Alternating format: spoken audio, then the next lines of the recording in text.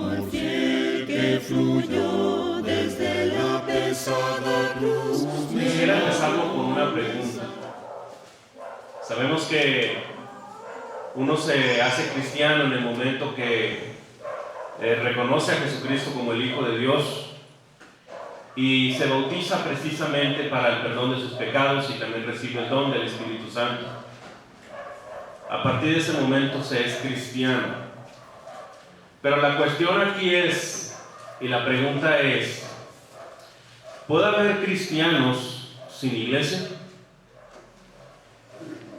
Y evidentemente la respuesta de todos ustedes es que no.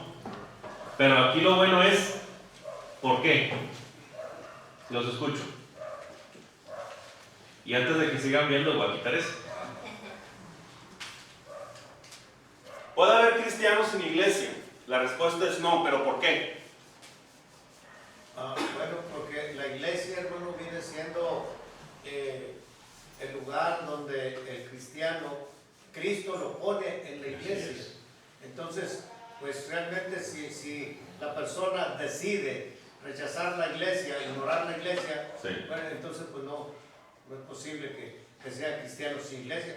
La iglesia y el cristiano están unidos porque el Señor así lo determinó. Hay una vinculación, efectivamente, hay una vinculación tremenda. ¿Qué más, hermanos? Hay una relación estrecha, ¿verdad? Entonces, ¿qué más? ¿Solamente por eso? No puede haber cristianos sin iglesia. ¿Por qué, hermanos? Porque la iglesia es el cuerpo de Cristo. Porque la iglesia es el cuerpo de Cristo. Y si un miembro no tiene su cuerpo, pues indefectiblemente va a morir, ¿verdad? Porque no está dentro del cuerpo. ¿Pero qué más, hermano Pío? Hermano, el Señor Jesucristo dijo en el Evangelio de Juan: separados de mí, nada podéis hacer. Así es. Y ese es el contexto de cuando dice Jesucristo: yo soy la vid verdadera, vosotros los pámpanos, dice. Sin mí nada podréis hacer. Fuera de mí nada podréis hacer. Algo muy importante, hermanos, que como ya comentaba nuestro hermano Pío, que cuando nosotros nos hacemos cristianos también es venir a formar parte del cuerpo de Cristo. Y precisamente hay una relación intrínsecamente entre el cristiano y el cuerpo de Cristo, que es la iglesia. Entonces, la respuesta la pregunta que se hace: ¿puede haber cristianos sin iglesia? La respuesta es no. Vamos a considerar 7 razones por las cuales el cristiano no debe dejar de reunirse. Hay 7 razones por las cuales el cristiano no debe, o porque es muy importante reunirse en iglesia. Y decimos en primer lugar, porque la fe se practica mejor en la iglesia. Fíjense, hermanos, que el Señor, cuando quería explicar algo acerca de la iglesia, acuérdense que la palabra iglesia, ¿alguien se acuerda del concepto de iglesia? Desde el Antiguo Testamento. Cualquier concepto, general o individual. Porque desde el Antiguo Testamento está profetizada como reino. Ok, es el reino. ¿Qué más? Congregación. Congregación. Y una congregación es un número de personas que han sido convocadas por un motivo o con un propósito. La palabra iglesia, del griego eclesia, significa los llamados fuera o los convocados. ¿Sí? Nosotros podemos hacer un montón de aplicaciones al respecto. Por ejemplo, se nos ha llamado a vivir fuera de este mundo, en el sentido que combatamos frontalmente contra el pecado. Cada primer día de la semana el cristiano está siendo convocado para venir precisamente a la casa de Dios, que es la iglesia. Pero hay un montón de figuras que se refieren a la iglesia. Usted sabe que las figuras, repito, el Señor utilizaba como manzanitas, ¿sí?, para poder explicarnos algo, ¿sí? Entonces el Señor utilizaba no solamente la figura del cuerpo, no solamente utilizaba la del cuerpo con la cabeza, la del reino y sus súbditos, no solamente se utiliza la del esposo y la esposa, se utiliza la figura de la vid y los pámpanos. Se utilizan muchas figuras para hablar acerca de la relación que tiene el cristiano con la iglesia. Pero así como la iglesia es la casa de Dios, así como la iglesia es el cuerpo de Cristo, hay otras figuras que a lo mejor no son muy bíblicas, pero que también sería apropiado comentar en este punto. En este punto estamos viendo que, ¿por qué es importante reunirme en la iglesia? Bueno, pues porque la fe cristiana se practica mejor en la iglesia. La iglesia puede ser también como un hospital para pecadores. La iglesia también puede ser como un gimnasio donde usted viene a fortalecerse espiritualmente hablando, ¿sí? Aquí es en donde nosotros practicamos el amor. Aquí es en donde nosotros practicamos la paciencia. Aquí es en donde nosotros practicamos el perdón, el arrepentimiento. Y es en las relaciones personales, hermanos, donde nosotros vamos teniendo crecimiento. Porque ¿cómo voy a demostrar yo el amor, ¿sí?, viviendo en una vida aislada? Yo no podría demostrar verdaderamente el amor si yo vivo como una secta o como alguien que vive fuera de la sociedad. Yo necesito convivir con mis hermanos. Por eso, si bien algunas actitudes de algunos hermanos no son apropiadas, son esas actitudes del hermano las que me prueban a mí. Y en la medida que yo vaya venciendo y vaya mostrando el fruto del Espíritu en mi vida, va a ser cada vez un peldaño que yo voy escalando. Es aquí en la iglesia donde crecemos espiritualmente, donde crecemos en la fe. Porque ya hemos dicho que la fe tiene tres perspectivas. ¿Se acuerdan cuáles son? Sabemos que Hebreos 11:1 dice: la fe es pues la fe, la certeza de lo que se espera, la convicción de lo que no se ve. Y ahí se encuentran dos elementos, ¿sí?, de la fe. Pero la fe tiene tres perspectivas, o tiene tres significados. ¿Cuáles son, hermanos? ¿Se acuerdan? Yo siempre las menciono. Si no, entonces los voy a tener que repetir. ¿Cuáles son los tres enfoques de la fe? ¿O qué significa la fe? Por ahí vamos a empezar. Dice Hebreos que es la certeza de lo que se espera, la convicción de lo que no se ve. Entonces la fe es la convicción, ¿sí? Es la convicción, pero ¿qué más? Aparte de certeza. ¿Nomás es convicción? No, hay otras dos, pero ahorita no. Dice el hermano, las otras dos que usted cree, hermano, pero La fe es necesaria, dice Hebreos, que es sin necesaria. fe es Eso. imposible agradar a Dios. Entonces, estas son las tres. Confianza, convicción y obediencia. Esas tres, porque cuando se habla acerca de la fe, también se habla acerca de todo ese cuerpo de mandamientos que el Señor nos ha dejado y que nosotros debemos de cumplir. Entonces, ¿la fe qué es? La fe es convicción, es confianza y obediencia, ¿sí?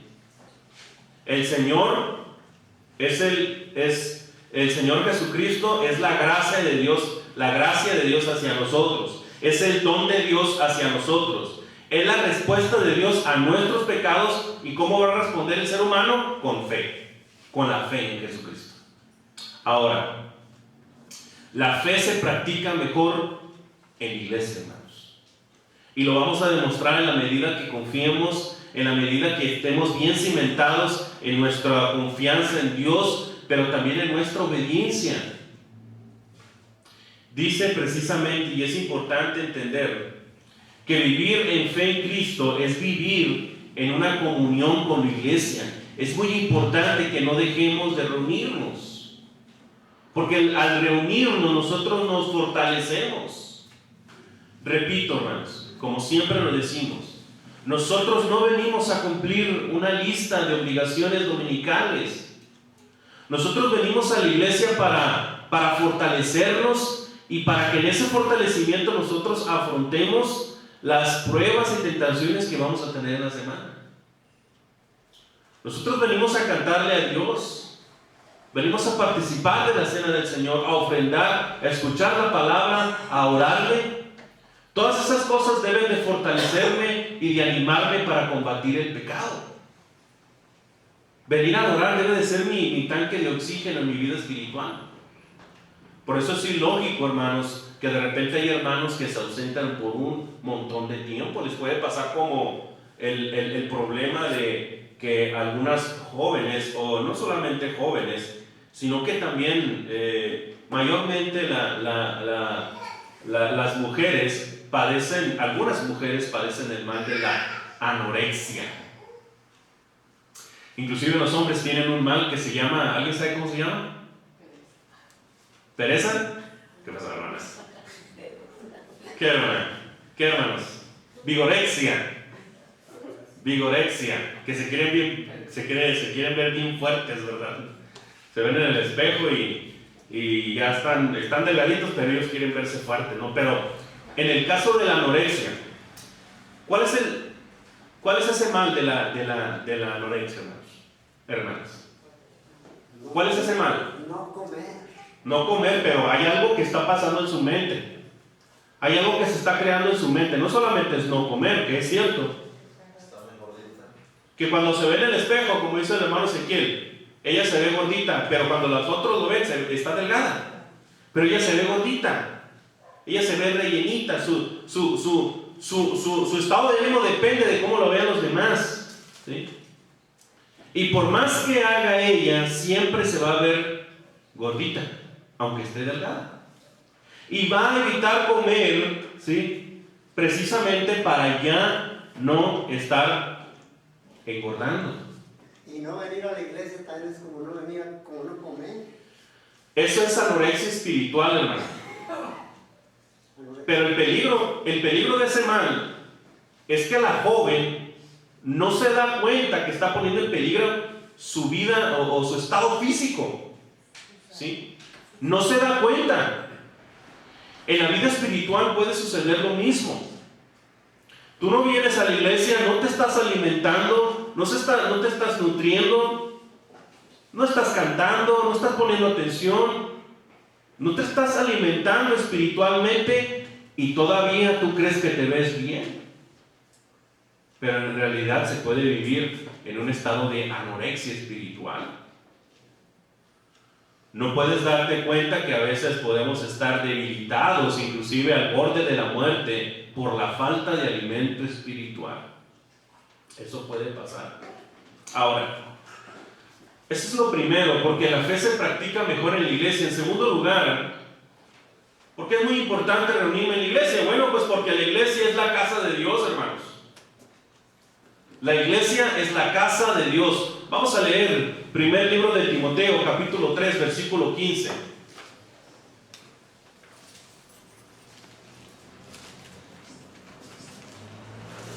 Alguien que me apoye con esa lectura, por favor.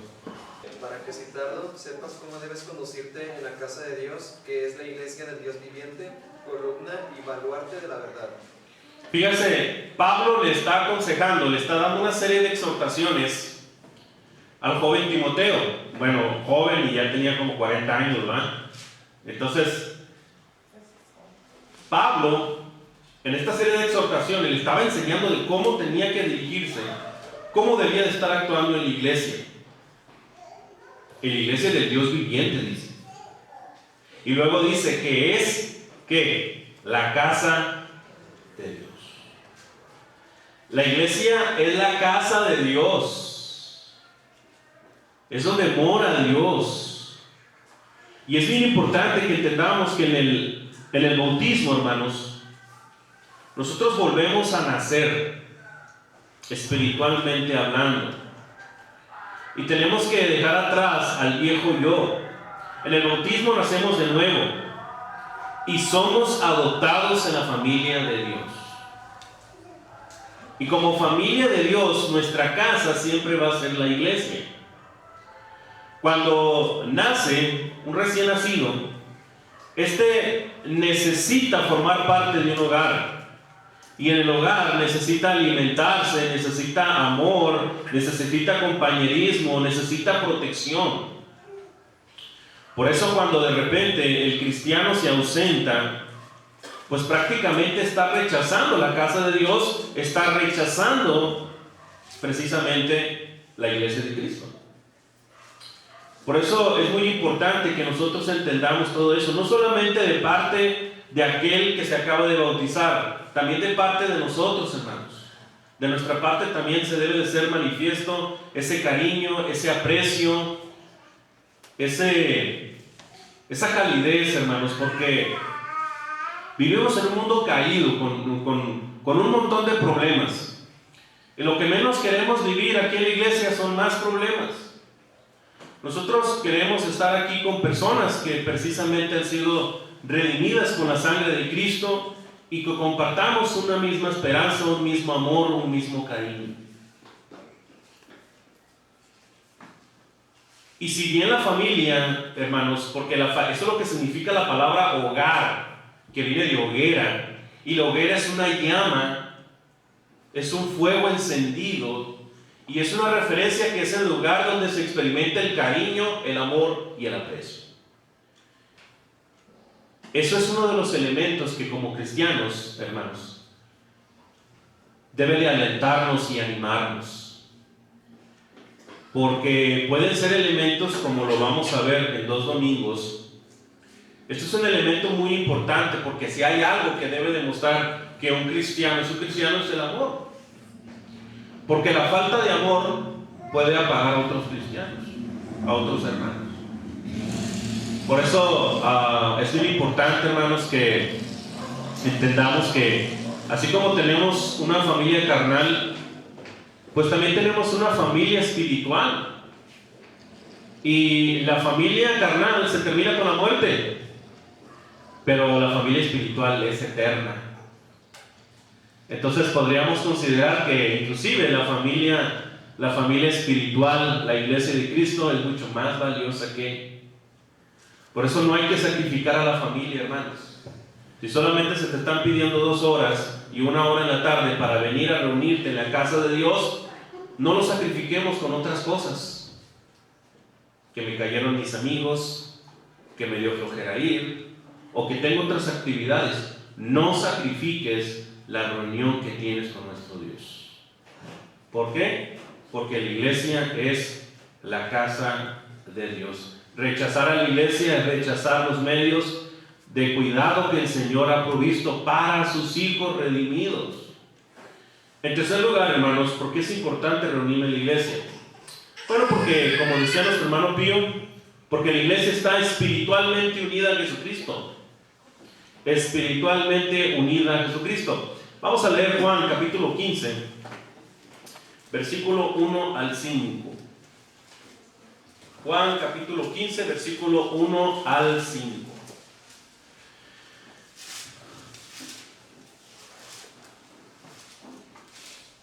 Yo soy la vid verdadera y mi padre es el labrador.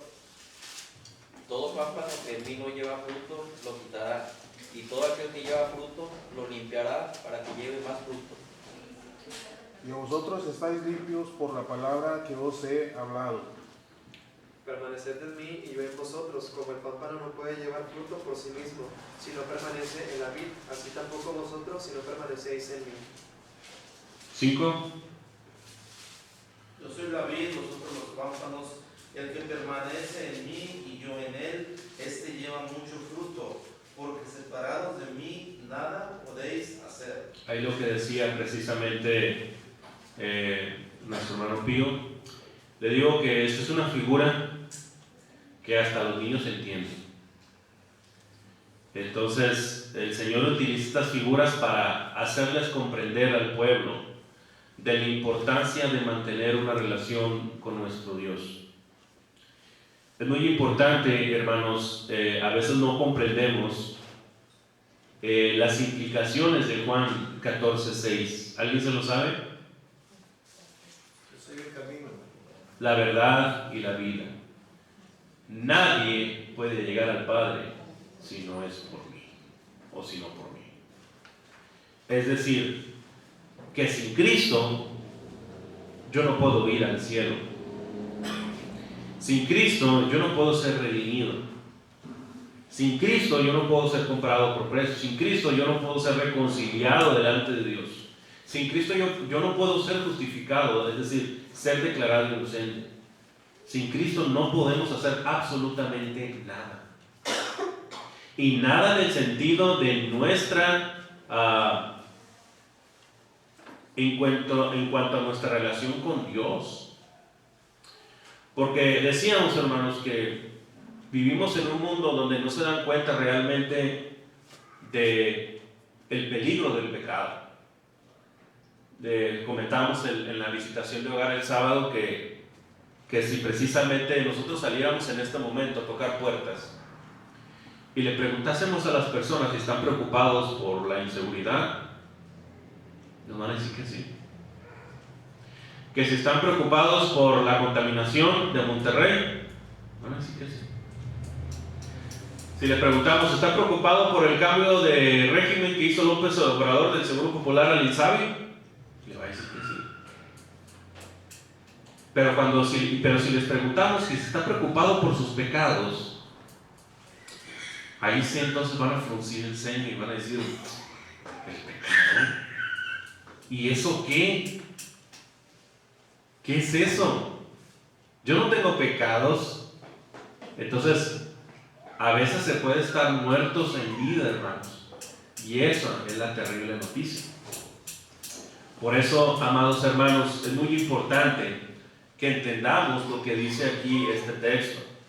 Dice Jesucristo, yo soy la vid verdadera y mi Padre es el labrador, es el dueño del campo. Todo pámpano que en mí no lleva fruto, ¿sí?, lo quitará, es decir, lo va a tirar. Aquel pámpano o aquellas ramas que no traigan fruto, pues van a ser expulsadas, y todo aquel que lleva fruto lo limpiará, es decir, lo va a podar para que lleve más fruto. Y dice el versículo 3, ya vosotros estáis limpios por la palabra que os he hablado. ¿Sí? Permanecer, dice el versículo 4, permanecer en mí y yo en vosotros. Es decir, tiene que haber una relación de salvador y salvados entre Cristo y los cristianos.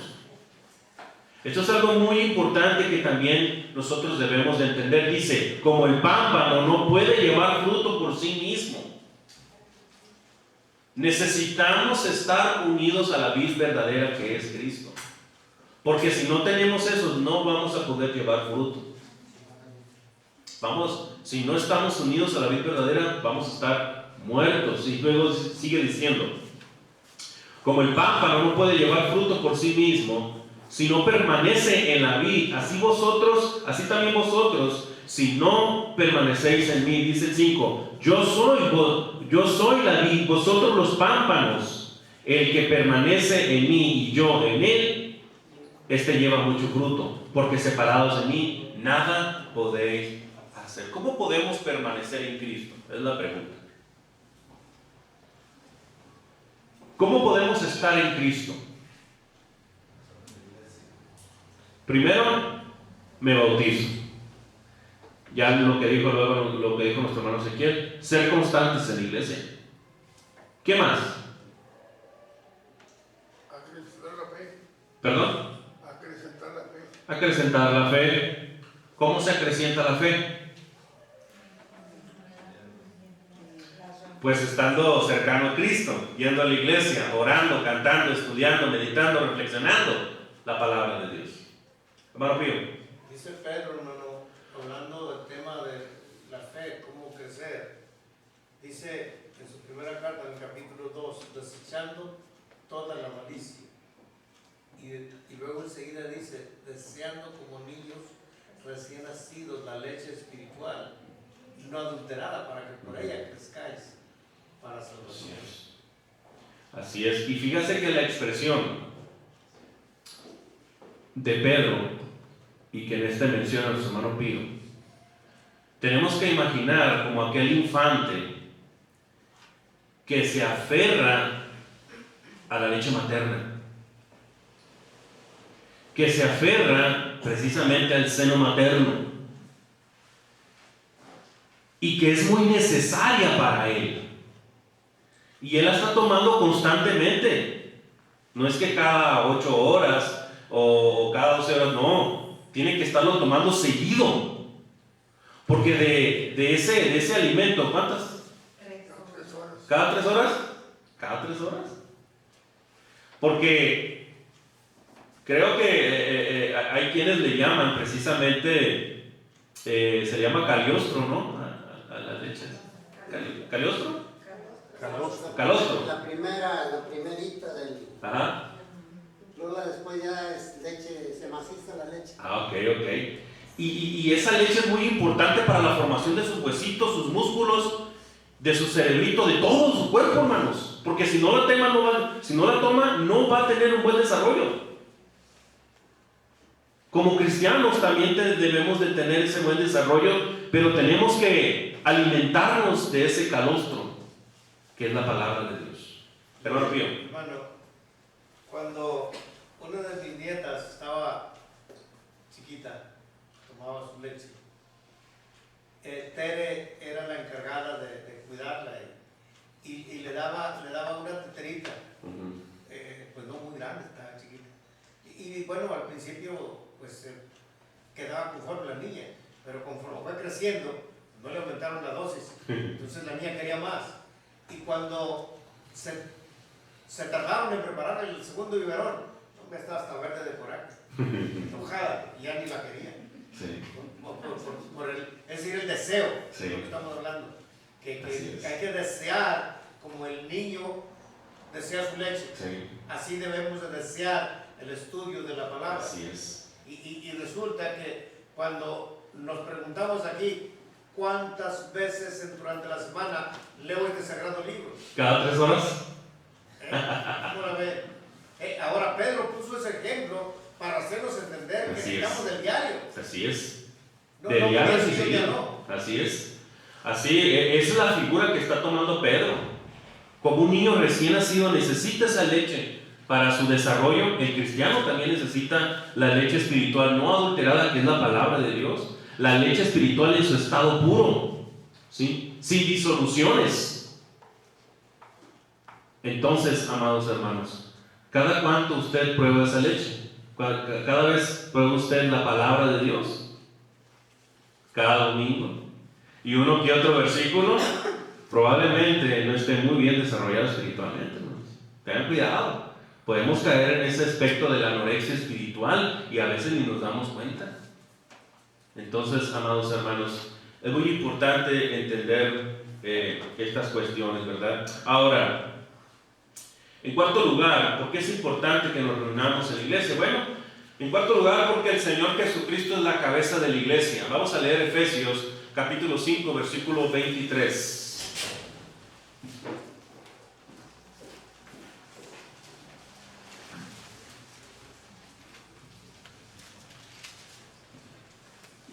Alguien que me apoye con esa lectura.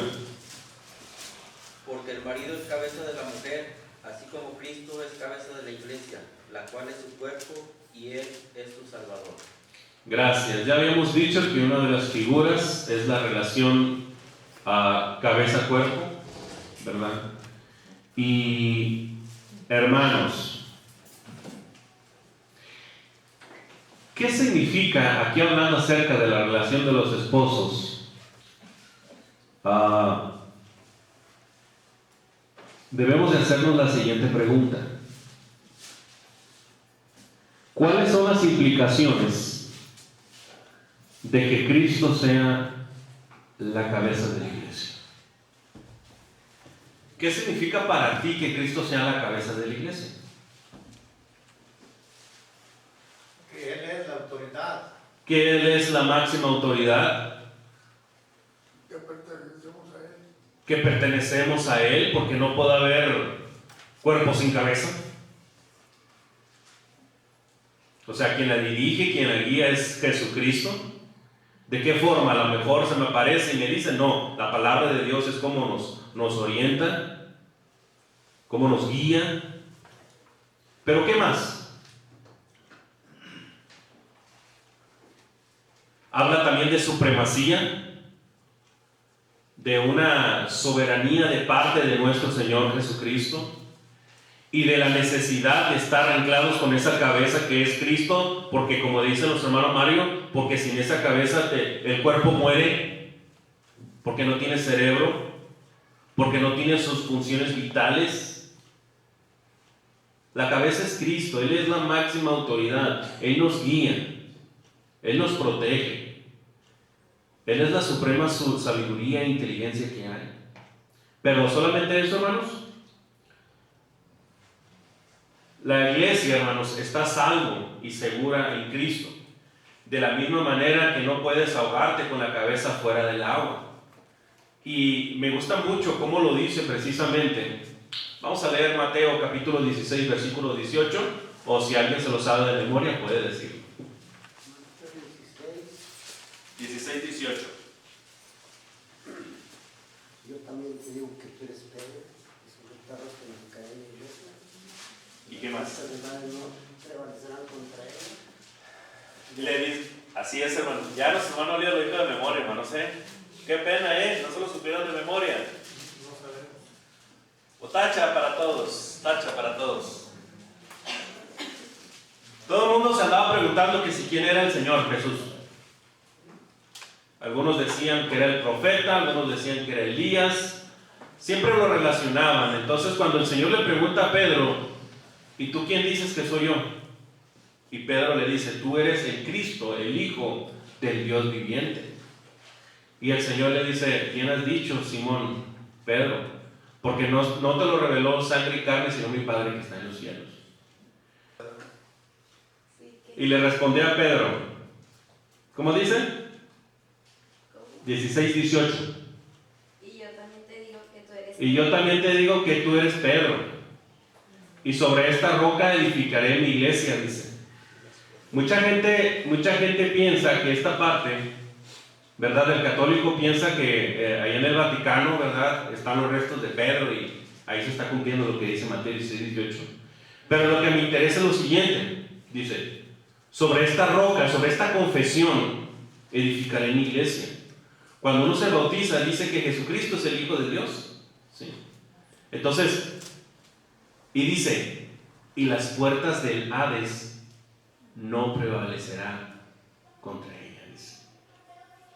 Es decir, que la iglesia es invencible. La iglesia es invencible. Por eso es ilógico pensar en un cristiano sin iglesia. Porque la iglesia es el cuerpo de Cristo. Y Cristo es la cabeza. Y Cristo es invencible y es inmortal. Por eso el cristiano no debe dejar de reunirse. Porque repito lo que dice Juan 14:6. ¿Sí? Yo soy el camino, la verdad y la vida. Nadie puede llegar al Padre si no es por mí. Si nosotros queremos ir al cielo es por Cristo. ¿Y en dónde está Cristo? A la diestra. Aquí en la tierra. La iglesia. Porque nosotros somos el cuerpo visible de un Cristo invisible, hermanos. Sí, Cristo está sentado a la diestra del Padre, pero acuérdense de las cualidades del Señor. Él es omnipotente, omnisciente y omnipresente. Él está en medio de nosotros. ¿Dónde está Cristo? Está en la iglesia.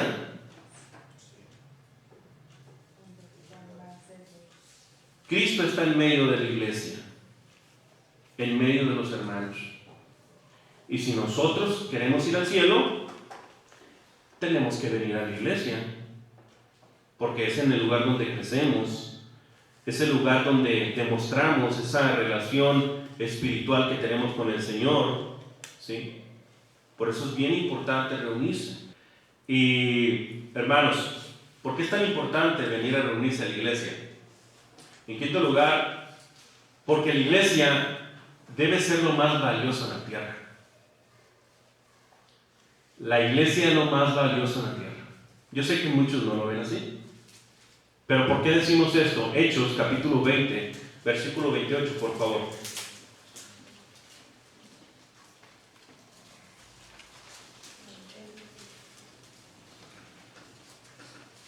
¿Alguien que me apoye con esa lectura? Hechos capítulo 20, versículo 28. Por tanto, mirad por vosotros y por todo el rebaño en que el Espíritu Santo os ha puesto por obispos, para apacentar la iglesia del Señor, la cual Él ganó por su propia sangre. Esta es una exhortación que hace precisamente el apóstol Pablo. Está diciendo a los ancianos, miren, a ustedes se les ha puesto como ancianos del cuidado del rebaño de Dios. Y ese rebaño es la iglesia del Señor. Y esa iglesia, ese grupo de hermanos, ese rebaño, el Señor lo compró con su propia sangre. Una sangre que precisamente es mucho más valiosa que cualquier oro y cualquier plata. Vamos a leer 1 de Pedro capítulo 1, versículos 18 al 20. Alguien que me apoye con esa lectura, por favor. Primera carta de Pedro, capítulo 1, versículos 18, 19 y 20. Sabiendo que fuisteis rescatados de vuestra vana manera de vivir, la cual recibiste de vuestros padres, no con cosas corruptibles como oro o plata, sino con la sangre preciosa de Cristo, como de un cordero sin mancha y sin contaminación.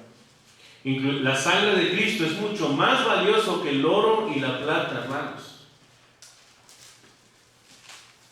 Y a veces nosotros a veces enseñamos y decimos que la salvación es gratuita, y efectivamente es gratuita. Pero que sea gratuita no quiere decir que no tuvo un costo. Tuvo un alto costo, y ese costo fue la sangre de nuestro Señor Jesucristo. La iglesia es lo más valioso en la tierra, hermanos, porque Cristo la compró con su propia sangre. Y no hay institución en el mundo más valiosa que la iglesia. Ni siquiera la familia, los negocios, ni el gobierno. Ninguna causa secular debería usurpar nuestro compromiso con la iglesia, por la cual Cristo murió precisamente. Porque si nosotros, hermanos, fíjense muy bien, como cristianos, cuando tenemos la osadía, por así decirlo, de sacrificar el venir a reunirnos en un domingo por alguna actividad secular o familiar, nosotros estamos desechando la sangre de Cristo. Para ti no es tan valiosa esa sangre, hermanos. Entonces, tenemos que meditar mucho en esto, amados hermanos. La iglesia significa los llamados fuera. Dios nos ha convocado, Dios nos está llamando, y ese llamado tiene que ver precisamente con venir a la iglesia, con venir al cuerpo de Cristo y tener estos cinco actos de adoración para que lo hagamos en espíritu y en verdad, de acuerdo a la autonomía que tiene cada iglesia. Porque uno podría decir, no voy a adorar en la mañana porque está muy largo, mejor voy en la tarde. No, adorar en la tarde se puso para aquellos hermanos que de alguna u otra forma tienen algunas actividades. Hay hermanos aquí en San Bernabé que trabajan el sábado de guardias, hermanos, y están saliendo como a las 7 o 8 de la mañana, y pues imagínense el cansancio que traen. Hay unos hermanos que de alguna u otra forma no pueden venir a adorar en la mañana, ¿verdad? Y por eso se pone la oportunidad de venir en la tarde, ¿sí? Pero tampoco es excusa de decir de que puedes venir en cualquier horario, ¿no? Cuando nosotros tenemos que servir a Dios, hermanos, va a ser en el primer minuto y en el primer tiempo que tengo para hacerlo. Porque si nosotros no hacemos nada el sábado y dejamos la adoración del domingo hasta la tarde, tú ya estás poniendo a Dios en segundo plano o en segundo lugar. Por eso dice enfáticamente Mateo 6:33, mas buscad primeramente el reino de Dios, dice, es decir, la iglesia, y su justicia y las buenas obras, y ya todas las demás cosas vendrán por añadidura. Lo más valioso para el cristiano debe ser la iglesia, y no es una cuestión de fanatismo, es porque en la iglesia se encuentra la presencia de Dios. Cristo también dice, aunque en el contexto del perdón dice, donde estén 2 o más congregados en mi nombre, ahí voy a estar en medio de ustedes, dice. Por eso, amados hermanos, no dejemos de congregarnos. La iglesia es lo más valioso en la tierra. En sexto lugar, ya estamos a punto de concluir. ¿Por qué es muy importante reunirme en la iglesia? Bueno, pues porque la iglesia es la consumación del propósito eterno de Dios. Dios desde un principio quiso tener una familia, Dios quiso tener una casa en donde compartir su amor, y eso tenía que ver precisamente con la iglesia, con su pueblo. La iglesia es el pueblo de Dios. Por eso a la iglesia, a los cristianos, a la iglesia de Cristo o al conglomerado de hermanos que nos reunimos, se nos puede conocer como la Israel celestial. El Israel de Dios. Vamos a leer Efesios capítulo 3, versículos 9 al 11. Efesios capítulo 3, versículos 9 al 11, por favor.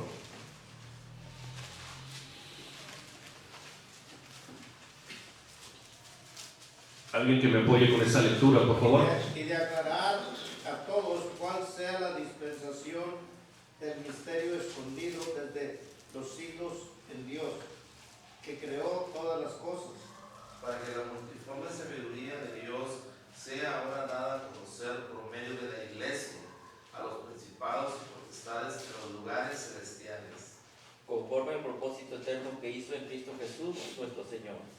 Gracias. ¿Cuál fue el propósito de nuestro Dios? Revelarle al mundo entero la multiforme sabiduría de Dios. ¿Y a quién les dio este encargo? A la iglesia, conforme a su propósito eterno.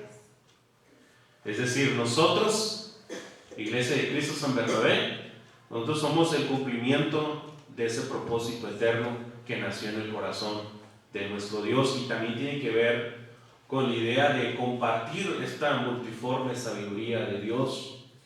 Y una de esas manifestaciones tiene que ver con predicarles a los otros el Evangelio, las buenas nuevas de salvación. Y una buena noticia se comparte también dándole la mala noticia, que este mundo está caído por el pecado y que el pecado nos separa de Dios.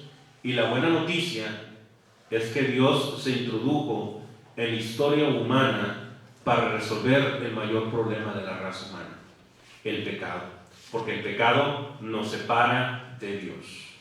Cristo vino a resolver eso, y lo único que nos pide Dios, lo único que nos pide el Señor, es que tengamos fe. Muy importante.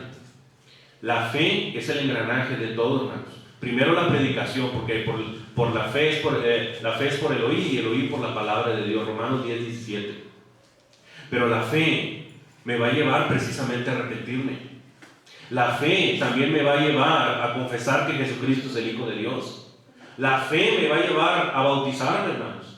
Y la misma fe también me va a llevar y me va a conducir ¿a qué? A perseverar hasta el fin. Por eso la fe es un ingrediente muy importante en todo esto.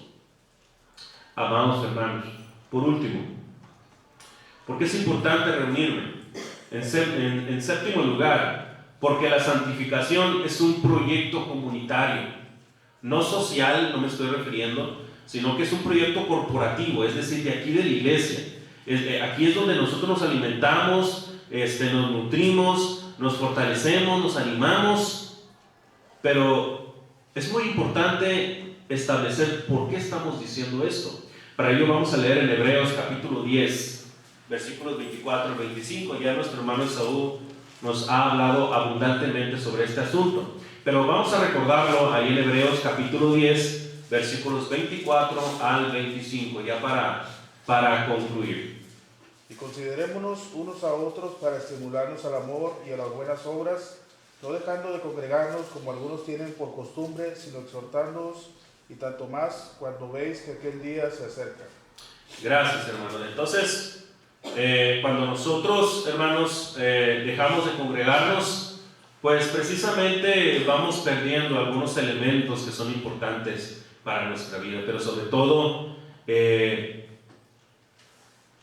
es importante que nosotros entendamos el tema de la santificación. No quiere decir que te hagas una cruz, ¿verdad? Así imaginaria. No. La santificación en su concepto viene de la palabra santo. Entonces, ya hemos dicho que lo que significa la palabra santo o santidad. ¿Se acuerdan que hemos dicho 4 conceptos al respecto? Limpieza, consagración, dedicación y separación, por así decirlo. Separación del pecado. Esas son las 4 vertientes de la santidad. Ahora, ¿qué significa la palabra santificación? La palabra santificación significa prácticamente que yo voy a vivir un camino con estos 4 elementos. Una vida totalmente consagrada a Dios. Una vida apartada del mundo. Una vida limpia, por así decirlo. Una vida dedicada a Dios. Y lo voy a estar practicando todos los días, porque es todo un camino. La santificación es un camino que me lleva precisamente a imitar a mi Señor Jesucristo. Y yo te voy a decir algo: nunca vamos a ser perfectos, pero sí somos perfectibles. ¿Qué quiere decir la palabra perfectible? Que siempre va a haber un mejoramiento en mi vida. Siempre va a haber un crecimiento, y eso tiene que ver precisamente con la santificación. No vamos a ser perfectos en nuestra obediencia y en nuestra santidad, pero la obediencia y la santidad que tenemos va a ser sincera, sobre todo la obediencia. Si no vamos a ser perfectos en obediencia, bueno, pues sí vamos a actuar de manera sincera en nuestra obediencia y en nuestro amor a nuestro Dios. Porque acuérdense lo que dice precisamente Marcos capítulo 12, versículos 39 en adelante. Dice: amarás al Señor tu Dios con todo tu corazón, con toda tu alma, con toda tu mente y con todas tus fuerzas. Aquí la pregunta es: ¿quién puede amar a Dios de esa manera? Un día, ¿no? 3 horas. ¿Tampoco? 1 hora. Bueno, pues 1 minuto. Y es cuando nos ponemos a preguntar: pues entonces en algo estoy fallando. La buena noticia es que si nosotros fallamos en eso, si hubo alguien que amó a Dios con todo el corazón, con toda el alma, con toda la mente y con todas sus fuerzas, hubo alguien que caminó aquí en el mundo, y ese fue Jesucristo. Y es Jesucristo que en el tribunal final, cuando suene la última trompeta y que tengamos que darle cuenta al Señor, cuando le tengamos que dar cuenta a Dios, el mismo Jesucristo va a dar la cara por nosotros. Pero lo único que nos demanda es que permanezcamos en Él, que permanezcamos en su cuerpo, en la iglesia. Por eso, hermanos, es muy importante el tema de la iglesia. Espero que este tema haya sido de bendición, hermanos. Si ven algún hermano que se ande retirando, pues puede compartir con él precisamente algunas de estas cosas. ¿Por qué es importante reunirme? Bueno, pues porque la fe, en primer lugar, porque la fe se practica mejor en la iglesia. En segundo lugar, porque la iglesia es la casa de Dios. En tercer lugar, porque la iglesia está espiritualmente unida a Jesucristo. En cuarto lugar, porque el Señor Jesucristo es la cabeza de la iglesia. En quinto lugar, porque la iglesia es lo más valioso en la tierra. En sexto lugar, porque la iglesia es la consumación del propósito eterno de Dios, que es salvarnos. En séptimo lugar, porque la santificación es un proyecto, vamos a ponerle congregacional, individual y congregacional. Entonces, hermanos, no sé si hay alguna pregunta o duda, comentario. ¿Todo bien, hermano Leos? ¿Sí?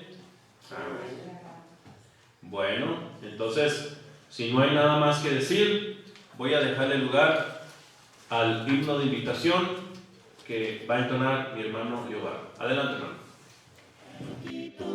Mis temores, mi dolor me sostiene cuando ya no puedo andar. Amor fiel.